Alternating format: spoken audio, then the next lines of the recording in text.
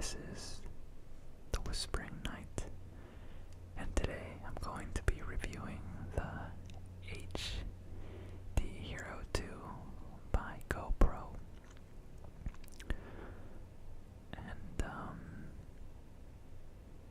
yeah, so let's get started. I'm not going to cover specifics and details like using the product and everything, but I will talk about the most important things that did stand out to me and the most important features that I think are really cool.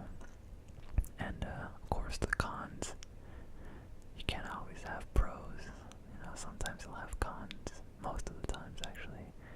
But anyways, I'll get started now. So the first thing that I really enjoyed and kind of surprised me about the GoPro Hero 2 was that it's a very small camera. I was actually kind of wondering whether such a camera that size would be able to do what GoPro claimed that it could do. And well, it didn't let me down at all. I tested it as soon as I got the camera, and the video quality is amazing for such a small camera. It just, I don't know, I've never had a camera this small and that good. So it's really good for taking video, and you have several modes, so you can shoot at different frames per second and different video quality, which is great. It gives you a lot of versatility depending on what kind of quality you want to shoot. And if you want to do slow motion shots, you can also do that. I'm going to be trying that out this coming week, trying some slow motion and see how that turns out. I'll make sure to post videos for you guys to enjoy. And yeah, so that's another thing I really liked. What else? Time-lapse mode. So far, I have used the time-lapse mode, but there's something wrong with one of the files, I think. I had a corrupt file, or files, I'm not sure, and I wasn't able to complete my time-lapse. I actually had a time-lapse set up for all you guys to enjoy as a whisper video, but I guess the Hero 2 just decided to take a few corrupt photos, and that kind of ruined the entire time-lapse. So I'm definitely going to be testing that out to see whether it's the camera's fault or whether it was just bad luck. But the good thing is that I did get like an extended guarantee warranty. It's a 2-year. I think I got it for $50, and if there's any problem with the camera, software, hardware, or if it just breaks, or if it gets water in it, I can return it within 2 years, and I'll get a brand new camera, which is great. So I'm definitely hoping it was just really bad luck and not a camera defect. Anyways, let's move on. It also has a picture burst. It takes 10 photographs in 1 second, which is really good for action shots. That's pretty impressive, but so far I'm not really sure how I can apply that to anything I'm going to do, but I'm sure I'll find some use for it. And those are the features inside the camera that stand out the most to me. What I also really like is that you can mount it pretty much anywhere with the suction cup mount that comes with it, and you also get a few mounts. You get flat ones and you get curved ones. Oh, one important thing I really forgot to mention is that this is just for the Motorsports Edition. I don't think you get the suction cup for the other types, or for the other models of the GoPro. I mean, the camera is the same, but the attachments you get for it are different depending on the edition you get. So, yeah, so for this model you do get the suction cup, and you get the waterproof housing, and you get the skeleton. I'm sorry, not the waterproof housing, the waterproof back, and says that you get better sound quality with the skeleton, and that's the one with the 2 holes in the back. And but to be honest, the audio quality sucks on the GoPro. It is the worst audio quality imaginable. I think they would have just been better off just by telling everyone that they weren't gonna have a microphone built into the camera. It's just terrible. There's no point to it. At least for motorsports.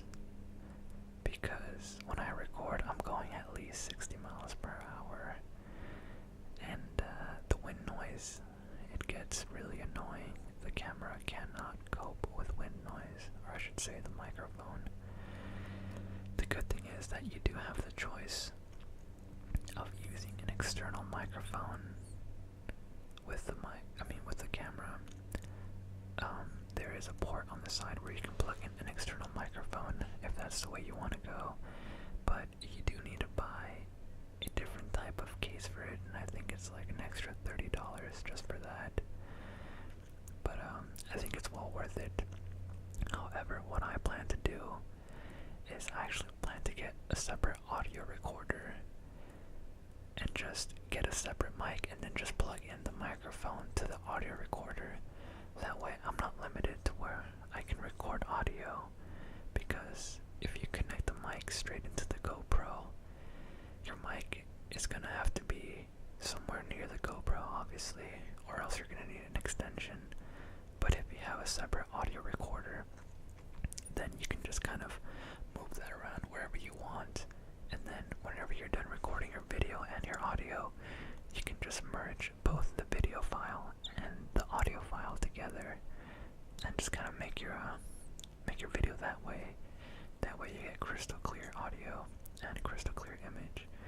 Because I have seen a video of a guy and he put the camera near the end of his car because he did have an external mic plugged into it, but obviously the mic can't be too far from the camera, so he's limited to where he can take video from. He put the microphone near the exhaust of his car, which sounds really awesome, but the video isn't that great because all you see is the left hand side of the road and you really don't get a feel for the landscape or anything like that. And you know, that's why I think it's better just to get a separate audio recorder. But that's something I'll definitely do. And I think, you know, that is my biggest con for the camera.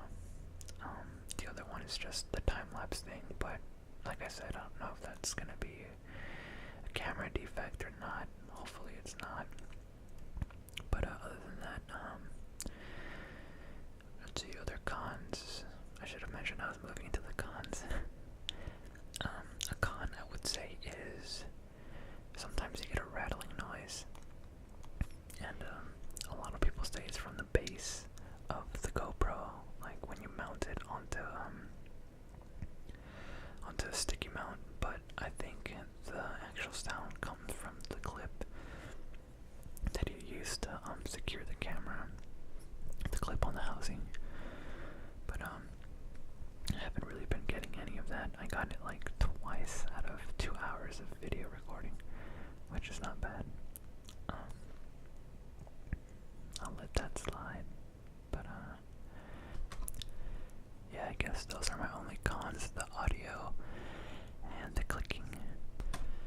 Other than that, the camera is really great. I would definitely recommend it for pretty much anyone wanting to take video of something they do.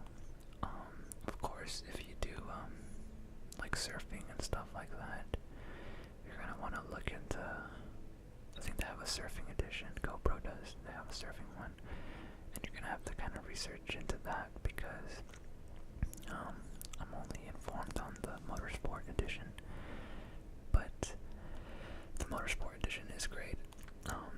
Oh, one very important thing to keep an eye out for is the competition, obviously, because competition drives up the quality in products. And just recently, I think a week ago or two, Sony announced that they're going to release an action cam.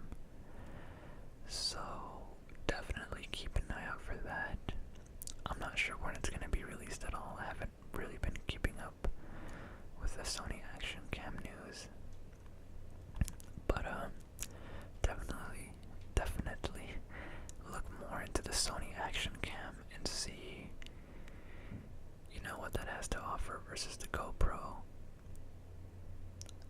far as I know,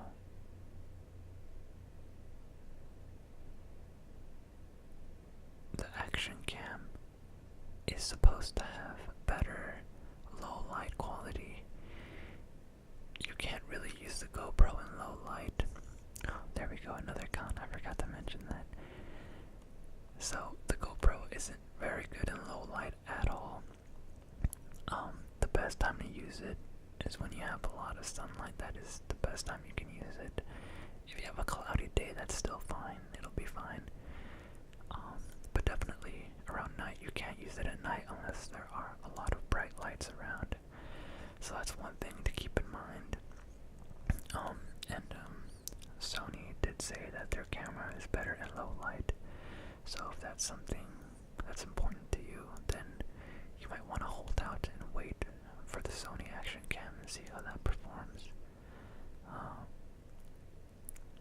Yeah, that's as much as I can give you right now. Let's see, I don't have anything else to say about the GoPro, not specifics. Well, I guess another thing you could be wondering about is whether the suction cup is reliable and whether it holds. I have used a suction cup. The fastest I've gone with it was around 80-90 miles per hour, and I had the suction cup on the top of the car, on the hood, and on the bumper, and it held out just fine. I've also had it at the end of the car near the exhaust, and no problems there. The suction cup is really strong. As long as you clean the area you're gonna put the suction cup mount on before you actually, put it on there, you should be fine. Make sure the surface is as level as possible. That's very important, and always make sure, kind of tug on it a little bit and make sure it's sticking right, and you should be fine. The first couple of times I was kind of paranoid, and I was worried that the camera was just gonna fall off, and I did tie it with rope, but that kind of also limits to where you can put the camera, and after a while I just kind of said, oh well, if it falls off, it falls off, and it hasn't fallen off yet. Hopefully it never does, but yeah, I think that's everything I have to say about the GoPro. So I guess I'll review it one more time. Pros, you get a lot of recording options, great video quality in direct sunlight. It's small, you can put it anywhere you want pretty much, and yeah, great for a lot of different things, time lapses, photos, videos. That's a good thing. Cons, I would say the cons, yeah, the audio and the low light and the ticking noise you get sometimes from the housing. But other than that, that's pretty much it in regards to the GoPro itself. More side notes, you will need to purchase your own memory card. It's an SDHC memory card. You will need one of those. I bought the Class 10 memory card. Class 10 is supposed to be the best class of memory card you can get, so I went with that. So far the memory card is performing fine. One thing to mention though is that if you're transferring files from the GoPro directly to your computer, it takes a long time. The transfer rate I was getting was around 4 megabytes per second.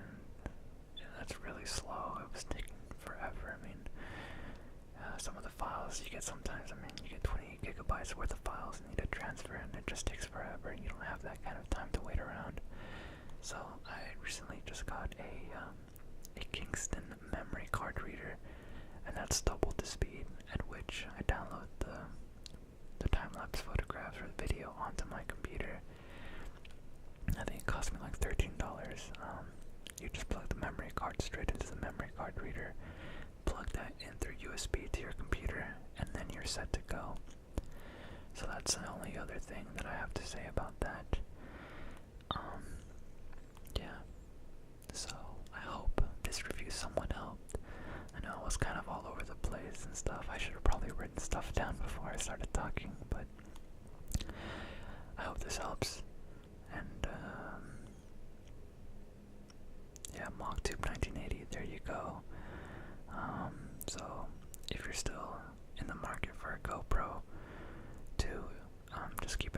Sony is also making an action cam, so you should definitely look that up and keep your options open.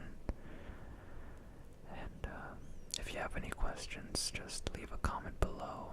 That'd be fantastic. I'd be delighted to answer any of your questions or to make any further videos on any other topics.